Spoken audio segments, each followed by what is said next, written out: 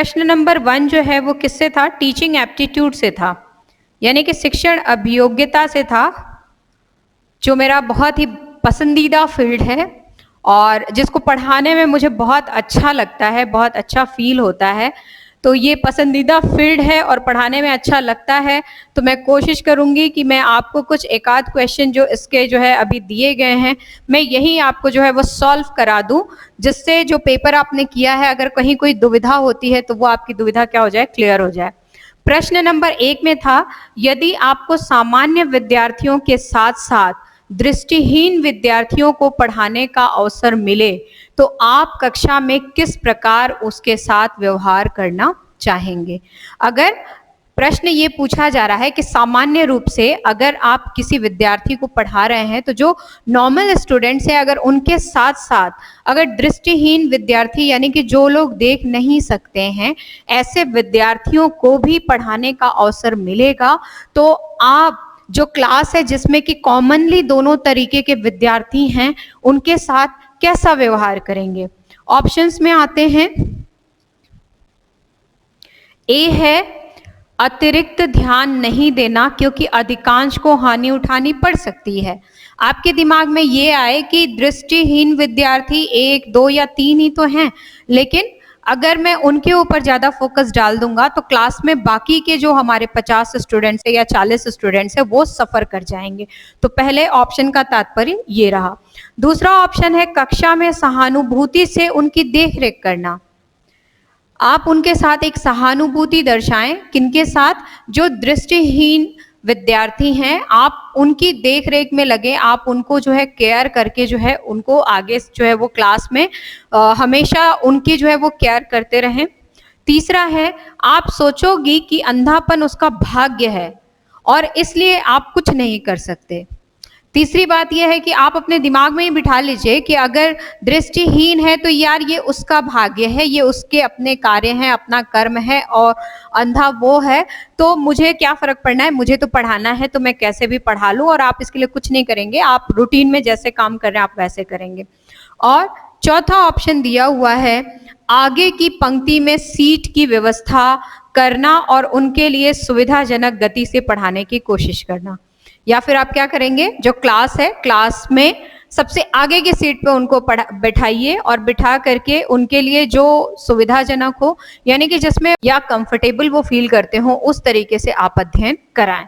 तो सबसे पहले जो अतिरिक्त ध्यान नहीं देना क्योंकि अधिकांश को हानि उठानी पड़ सकती है, तो टीचर का ये काम नहीं है कि वो क्लास में पार्शियल हो कि किसी पे बहुत ज़्यादा फोकस रखे किसी के पास नहीं रखे। अगर क्लास में ऐसे विद्यार्थी जो कि सामान्य भी हैं और ऐसे कुछ विद्यार्थी जो दृष्टिहीन भी हैं अगर वो दोनों शामिल हैं तो टीचर की स्ट्रैटेजी जो है वो दोनों के हिसाब से होनी चाहिए, ना कि किसी एक के ऊपर फोकस।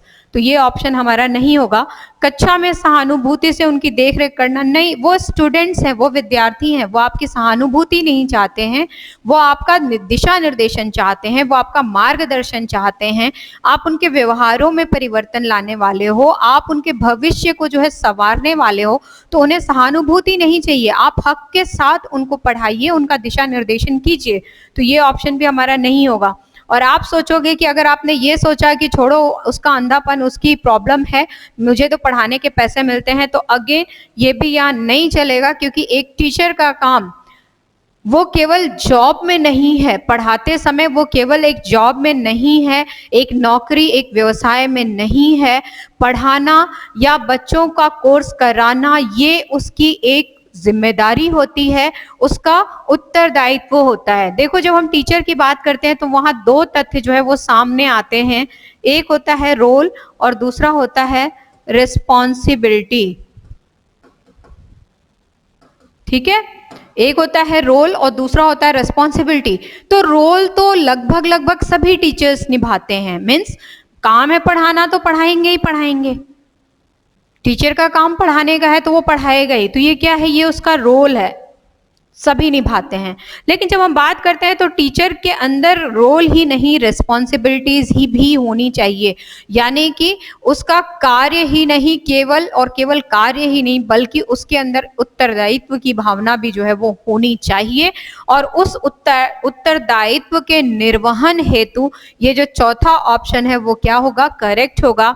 आगे की पंक्ति में सीट की व्यवस्था करना और उसके लिए सुविधाजनक गति से पढ़ाने की कोशिश करना। हालांकि आगे की सीट पे पढ़ाएंगे तो वो तो वैसे भी दृष्टिहीन है, कई स्टूडेंट्स जो है इस क्वेश्चन में फंस सकते हैं, ठीक है ना। कई स्टूडेंट्स इस क्वेश्चन में फंसते हैं या फिर कंफ्यूज होते हैं। उनको ये लगता है कि दृष्टिहीन है तो आगे की पंक्ति में उनको क्यों बिठाएं, ये क्या जरूरत है, वो पीछे बैठे आगे बैठे उनके लिए तो सब बराबर है, क्योंकि वो केवल सुन करके पढ़ाई कर रहे हैं, ठीक है। या फिर कुछ ऐसे उनके लिए जो है वो किताबों का, स्टडी मटेरियल्स का अरेंजमेंट किया गया है जिसको वो टच करके, फील करके जो है वो पढ़ने की कोशिश कर रहे हैं। तो ऐसे बहुत सारे विद्यार्थी हैं जिनके अंदर जो है पहला ऑप्शन, दूसरा ऑप्शन, तीसरा ऑप्शन भी करेक्ट वो इसको मानते हैं। लेकिन हमारे हिसाब से जाएं तो हमारे हिसाब से परफेक्टली यही होगा। क्यों? क्योंकि अगर वो फील करके भी पढ़ रहे हैं तो हमें दिखना चाहिए, एक टीचर को दिखना चाहिए कि बच्चा किस तरीके से फील कर रहा है, कहीं गलत गेन तो नहीं कर रहा है, उसको सुविधा हो रही है, नहीं हो रही है। बाकी सारे स्टूडेंट्स तो टीचर जैसे बोल रहा है वैसे लिखना चालू कर दे रहे हैं, लेकिन वो कितनी देर में उस कॉन्सेप्ट को समझ रहा है, क्योंकि लिख तो रहा नहीं है, वो केवल फील करके पढ़ रहा है, तो कितनी देर में उसको सुन पा रहा है, कितनी देर में उसको समझ पा रहा है। तो टीचर क्या करेगा, आगे की पंक्ति में सीट की व्यवस्था करेगा उस स्टूडेंट के लिए। कौन से स्टूडेंट के लिए? जो कि दृष्टिहीन है, और उसके लिए सुविधाजनक गति से, यानी कि जिस गति से वो समझे, क्योंकि हर बच्चे के साथ वो भी इंपॉर्टेंट है। अगर क्लास में 50 स्टूडेंट्स हैं, 50 स्टूडेंट्स हैं, तो हमें माइनॉरिटी और मेजॉरिटी की तो बात ही नहीं करनी है। 50 स्टूडेंट्स का मतलब है कि 50 छात्र एक शिक्षक के लिए बिल्कुल इक्वल होते हैं। कभी भी जो है शिक्षक के लिए छात्र अलग अलग नहीं हो सकते हैं। जो धीमा लिखेगा वो भी उतना ही इंपॉर्टेंट होगा जितना कोई स्पीड में लिखेगा। जो बार बार रिप्लाई देता है टीचर के लिए वो भी उतना ही इंपॉर्टेंट होगा, और जो बिल्कुल क्लास में चुप रहता है वो भी उतना ही इंपॉर्टेंट होगा। तो शिक्षक का कार्य है कि वो सब पे ध्यान दे, सब पे अपनी नजर रखे, ना कि किसी एक पर। तो ये हमारा पहला क्वेश्चन था, ठीक है। होप आप लोगों को समझ में आ गया होगा। दूसरे प्रश्न पे आते हैं। दूसरा प्रश्न आपके सामने आ गया है, निम्नलिखित में से क्या उत्तम उपलब्धि परीक्षण की विशेषता नहीं है? उत्तम उपलब्धि परीक्षण, यानी कि उत्तम उपलब्धि परीक्षण की जब हम बात करते हैं तो ऐसा परीक्षण जो किसी भी छात्र के अंदर उसकी जो उपलब्धियां हैं उसको बिल्कुल परफेक्टली जो है वो लोगों के सामने प्रदर्शित करता है, या फिर लोगों के सामने जो है वो प्रदर्शन में आता है। तो ऐसे जो परीक्षण है, उत्तम उपलब्धि परीक्षण है, इन चारों में से पूछा जा रहा है कि कौन सा विशेष नहीं है, यानी कि कौन सा इसकी विशेषता नहीं है। तो जब हम उत्तम उपलब्धि परीक्षण की बात करते हैं तो विश्वसनीयता होती है, ठीक है, विश्वसनीयता होती है। हम विश्वास करते हैं, विश्वास करके ही हम लोग उसकी उपलब्धि को समझ रहे हैं। तो जो उत्तम उपलब्धि परीक्षण है उसमें विश्वसनीयता 100% होती है। जब हम वस्तुनिष्ठता की बात करते हैं तो यस, वो भी होती है। क्यों होती है? क्योंकि जहां पे हम विश्वसनीयता की बात कर रहे हैं और जहां पे हम परीक्षण की बात कर रहे हैं, वहां पे जो तथ्य होते हैं वो हमेशा जो है वस्तुनिष्ठ होते हैं, यानी कि कहीं से भी, किसी भी एंगल पे कोई भी व्यक्ति उसको समझ सकता है, उसको जान सकता है, बिल्कुल टू द पॉइंट होता है, फैक्ट उसके परफेक्ट होते हैं। जिस तरीके से डिमांड की जाती है आप उस तरीके से उसको गेन कर सकते हैं। तीसरी हम बात करते हैं अस्पष्टता की, तो यस, ये हमारा जो है नहीं होता है इसके अंदर, क्योंकि जो हमारा उत्तम उपलब्धि परीक्षण होता है वो हमेशा क्या होता है? स्पष्ट होता है, और उसकी पर्टिकुलर जो है वो वैधता होती है, यानी कि वो वैलिड होता है, उसकी वैलिडिटी बहुत स्ट्रांग होती है। तो उत्तम उपलब्धि परीक्षण में की विशेषता क्या नहीं है? अस्पष्टता। क्यों? क्योंकि यहाँ पे स्पष्टता होती है। तो जब स्पष्टता नहीं, अगर अस्पष्टता है, तो ये हमारा क्या होगा? करेक्ट आंसर होगा। ठीक है, चलो तीसरे प्रश्न पे आते हैं। तीसरा प्रश्न है, निम्नलिखित में से कौन सा प्रक्षेपित साधन है? प्रक्षेपित साधन से तात्पर्य क्या होता है? प्रक्षेपण विधि आप लोगों ने कभी पढ़ा हो, कभी सुना हो, कभी जाना हो। अगर नहीं जानते हैं तो एक बहुत बड़ा एग्जाम्पल हम लोग लेते हैं। सिनेमा घरों में आप जाते हैं तो जो मूवी देखते हैं, बेसिकली जो मूवी आपको दिखाई जाती है वो क्या होती है, उसमें कौन सी विधि प्रयोग में ली जाती है? उसमें प्रक्षेपण विधि ही प्रयोग में ली जाती है। एक बड़ा सा स्क्रीन या पर्दा होता है जिसके ऊपर लेजर डिस्क के द्वारा जो है वो क्या किया जाता है, उस पर फोकस डाला जाता है और वो फोकस जो है आपको विजिबल होता है। जितना बड़ा स्क्रीन या जितना बड़ा पर्दा होता है उस पे वो उतना बड़ा आपको विजिबल होता है, उसको हम क्या कहते हैं? प्रक्षेपण विधि।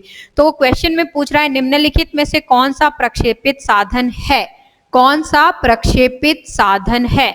ब्लैक बोर्ड की अगर हम लोग बात करें तो ये क्या प्रक्षेपित साधन है? नहीं है, क्योंकि बोर्ड इस तरीके से लगा हुआ रहेगा, ब्लैक कलर का है, केवल सिंपली हमें उस पे जाके चौक से लिखना है, तो हम वहां पे प्रक्षेपण जैसा कुछ नहीं कर रहे हैं, हम सिंपल सा जो है वो जाकर के लिख रहे हैं। अगर हमने बात की भी त्रिविम प्रदर्शन यानी कि डायोरमा, त्रिविम प्रदर्शन का मतलब क्या होता है? डायोरमा यानी कि हम 3 तरीके से जो है उसको प्रदर्शित करने की कोशिश कर रहे हैं, तो ये प्रदर्शन भी जो है कहीं ना कहीं हमारा प्रक्षेपण नहीं होगा। छाया क्षेपित यानी कि एपिडायस्कोप, एपिडायस्कोप की जब हम बात करें तो यस, जैसे मैंने आपको बोला था कि जो है लेजर्स के द्वारा जो है एक स्क्रीन के ऊपर जो है वो कोई भी आपका चित्र है, वीडियो है, वो क्या किया जाता है? प्रक्षेपित किया जाता है। तो हाँ, ये हमारा जो है वो करेक्ट आंसर है। क्या है? छाया क्षेपित जो हमारा यंत्र होता है वो प्रक्षेपित साधन होता है। ग्लोब अगेन जो है हमारा प्रक्षेपित साधन नहीं होता है, क्योंकि ग्लोब जो है वो सिंपली मैं दिखा भी सकती हूँ, इसे हम ग्लोब कहते हैं, तो इसको हम प्रक्षेपित नहीं करते हैं, इसको हम प्रयोग में लेते हैं पढ़ने के लिए। ये हमारा जो है वो साधन है। कौन सा साधन है? दृश्य साधन के अंतर्गत ये आता है, बट प्रक्षेपित साधन के अंतर्गत नहीं आता है।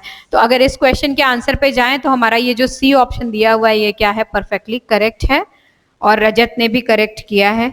चलिए चौथे नंबर प्रश्न पे आते हैं। अध्यापक के लिए निम्नलिखित विशेषताओं गुणों में से कौन सी सर्वाधिक अनिवार्य है? किसी एक अध्यापक के गुणों का यहाँ पे वर्णन किया जा रहा है और पूछा जा रहा है कि इनमें से, ये जो गुण दिए गए हैं, इनमें से कौन सा सर्वाधिक इंपॉर्टेंट है, यानी कि सबसे ज्यादा जो है वो जरूरी है। कौन कौन से ऑप्शन इसमें दिए गए हैं? वह विद्वान व्यक्ति होना चाहिए। ठीक है, अगर हम अध्यापक के गुणों में जाते हैं, अगर उसके गुण को समझने के लिए कोशिश करते हैं, तो वह विद्वान व्यक्ति होना चाहिए, बिल्कुल होना चाहिए। जो टीचर है उसे अपने जो विषय है, सब्जेक्ट है, या जिस भी टॉपिक को वो ले रहा है उसमें उसको पारंगत होना तो जरूरी होता है ना, तभी तो वो आगे एक्सप्लेन कर पाएगा, अदरवाइज वो नहीं कर पाएगा। तो ठीक है, ये जो हमारा कथन है ये हमारा करेक्ट है। नेक्स्ट, वह सुवेशभूषा में होना चाहिए। यस, ये भी सही है। ड्रेसिंग सेंस एक टीचर का जो है हमेशा अच्छा होना चाहिए, बढ़िया होना चाहिए, जिससे जो स्टूडेंट्स हैं वो अपने टीचर को जो है वो फॉलो करें, यानी कि उनको एक रोल मॉडल के रूप में लें। उनमें धैर्य होना चाहिए, ठीक है, उसके अंदर पेशेंस होना चाहिए। जो टीचर है उसके अंदर धैर्य या पेशेंस होना चाहिए। क्यों होना चाहिए? क्योंकि अगेन एंड अगेन जो है बहुत सारे टॉपिक्स पे स्टूडेंट्स बार बार पूछते रहते हैं कि नहीं समझ में आया, मैम बता दीजिए, सर बता दीजिए, कैसे होगा, एक और एग्जाम्पल दे दीजिए, एक और दे दीजिए। और आप अगर इरिटेट होकर के बोल दे बैठ जाओ चुपचाप से, ज्यादा बोलना है तो फीस लो और अपने रास्ते निकलो, अपने घर निकलो, तो ये एटीट्यूड शोभा नहीं देता है। एक टीचर के अंदर पेशेंस होना चाहिए, धैर्य होना चाहिए, जिससे वो स्टूडेंट्स की बातों को सुन सके, उनको समझ सके, और उनकी बातों को सुनकर समझकर अपने अनुभवों के आधार पर वो स्टूडेंट को जो है वो परफेक्ट रूप से गाइड कर सके। तो उसके अंदर धैर्य होना चाहिए। वह अपने विषय में निपुण होना चाहिए। वह अपने विषय में निपुण होना चाहिए।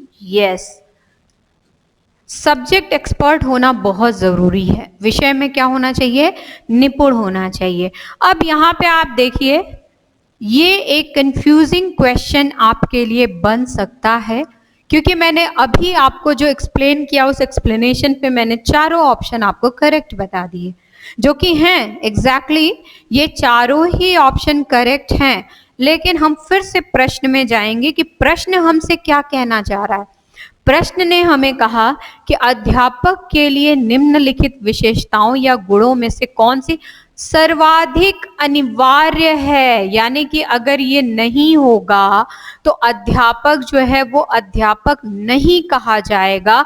तो इनमें से ऐसा कौन सा गुण है या ऐसी कौन सी विशेषता है वो सबसे ज्यादा इम्पॉर्टेंट है, सबसे ज्यादा अनिवार्य है, तो वो है हमारी ये चौथी विशेषता, यानी कि वह अपने विषय में निपुण होना चाहिए। ठीक है, अगर हम लोग बात करते हैं विद्वान व्यक्ति होना चाहिए, अब विद्वान में ये नहीं कहा गया कि विषय का विद्वान होना चाहिए। तो अगर संस्कृत की क्लास चल रही है और वो म्यूजिक का बहुत बड़ा विद्वान है तो हमें नहीं चाहिए ये टीचर। वह सुवेशभूषा में होना चाहिए, खूब बढ़िया से टिप टॉप तैयार हो करके अगर कोई टीचर रहे, और हमेशा जो है वो डेली के डेली हेयर स्टाइल चेंज हो जाए। अगर कोई लेडी टीचर है तो कलरफुल कपड़े पहने, मैचिंग ज्वेलरीज पहने। जेंट्स अगर हैं तो डेली के डेली टाई चेंज हो, कोट चेंज हो, सूट पहन के आए, लेदर शूज पहने, सब कुछ पहन के आए। लेकिन उसको पता ही नहीं कि सब्जेक्ट पढ़ाना है तो सब्जेक्ट के कौन से टॉपिक में क्या आता है क्या नहीं आता है, तो ऐसे टीचर भी हमें नहीं चाहिए। खूब अच्छा उसके अंदर पेशेंस हो, बहुत ही अच्छा धैर्य हो, लेकिन उस धैर्य में यदि स्टूडेंट्स की प्रॉब्लम को सुलझाने का तथ्य न छुपा हो या कला न हो तो ऐसा धैर्य भी हमें नहीं चाहिए। तो इस क्वेश्चन का जो करेक्ट आंसर होगा वो क्या होगा, वह अपने विषय में क्या होना चाहिए, निपुण होना चाहिए, पारंगत होना चाहिए। देखिए इस तरीके के कंफ्यूजन वाले क्वेश्चंस जो है वो आते हैं। टीचिंग एप्टीट्यूड, रिसर्च एप्टीट्यूड, ये दो यूनिट आपके ऐसे यूनिट है जिनमें ऑप्शंस को लेकर के स्टूडेंट्स में बहुत ज़्यादा कंफ्यूजन होता है, क्योंकि कई बार चारों ऑप्शन करेक्ट होते हैं और कई बार लगता है कि चारों में से कोई ऑप्शन ही नहीं है जो हमें चाहिए, हमें पता है, या हमारे दृष्टिकोण से इसमें कोई ऑप्शन ही नहीं है। तो ये सब जो ऑप्शंस हैं या जो ये इस तरीके के जो प्रश्न हैं ये बहुत ज़्यादा कंफ्यूजन क्रिएट कराते हैं। हालांकि एक प्लस पॉइंट है आपका कि आप तुक्का मार लीजिए, तुक्का मार देंगे तो क्या पता सही हो जाए तो पूरे मार्क्स मिले, और नहीं होगा तो मार्क्स लेस भी नहीं होने। बट इसमें प्रॉब्लम यह है कि जब आप तुक्केबाजी भी करते हैं, आपको ये प्रश्न नहीं आता है, नहीं समझ में आया और आप तुक्केबाजियों में भी चले गए, तो कहीं ना कहीं आप इस पर अपना समय खराब करते हैं। और समय खराब होने की वजह से एक क्वेश्चन और जो आप अटेम्प्ट कर सकते थे वो क्वेश्चन लास्ट में जो है, जो आपके 150 क्वेश्चन होते हैं उनमें से कहीं ना कहीं छूट जाते हैं। तो इन सब स्ट्रेटजीज को आप फॉलो कीजिए। क्वेश्चंस को जो है वो प्रैक्टिस, जितना अच्छा प्रैक्टिस में आप लेंगे, जितना ज्यादा लेंगे उतना आपके लिए अच्छा रहेगा। 4 नंबर का प्रश्न था ये। आइए 5वें नंबर पे चलते हैं। 5वें नंबर का प्रश्न है, निम्नलिखित में से कौन सी कार्य कुशलता है जो आज के अध्यापक के लिए कक्षा अध्ययन में समायोजन करने में ये 2 बार आया है, एक ही बार होगा, प्रभावशाली सिद्ध होता है। यानी कि ये जो कार्य कुशलताएं दी गई हैं, 4 कार्य कुशलताएं हैं। प्रश्न में यह पूछा जा रहा है कि जो आधुनिकतम अध्यापक है या जो टीचर है उसके लिए कक्षा अध्यापन में, यानी कि जब क्लासरूम टीचिंग वो कर रहा हो, क्लासरूम प्रोग्राम के अंदर वो है, तो किस तरीके की तारतम्यता के साथ उसको चलना चाहिए। पहला है प्रौद्योगिकी का ज्ञान, दूसरा है अध्यापन अधिगम में प्रौद्योगिकी का प्रयोग, विद्यार्थी की आवश्यकताओं का ज्ञान और विषय पर अधिकार। ठीक है, ये 4 जो है हमारे पास ऑप्शन आ रहे हैं। पहला है प्रौद्योगिकी का ज्ञान, तो प्रौद्योगिकी का ज्ञान जो है वो कहीं ना कहीं जरूरी है, टीचर को जो है वो प्रौद्योगिकी का ज्ञान होना चाहिए। लेकिन यहाँ पे जो है प्रौद्योगिकी का ज्ञान दिया गया है, यहाँ पे ये नहीं लिखा गया है कि शिक्षण प्रौद्योगिकी का ज्ञान होना चाहिए। यानी कि टीचिंग एड्स से रिलेटेड जितने भी हमारे टेक्नोलॉजीज हैं उनका ज्ञान होना चाहिए। भाई प्रौद्योगिकी का, टेक्नोलॉजी का ज्ञान हो तो टेक्नोलॉजी के ज्ञान से एक टीचर को हम थोड़ी जस्टिफाई कर सकते हैं।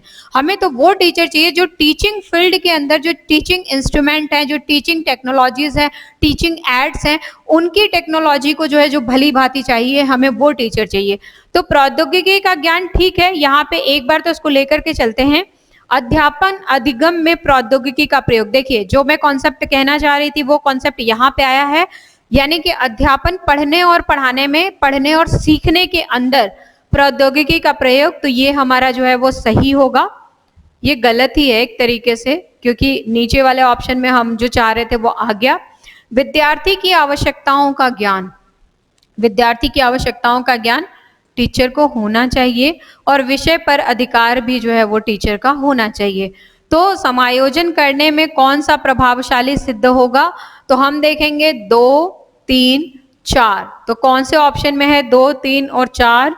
ये रहा सी ऑप्शन में है 2, 3 और 4। तो हमारा सी ऑप्शन करेक्ट होगा।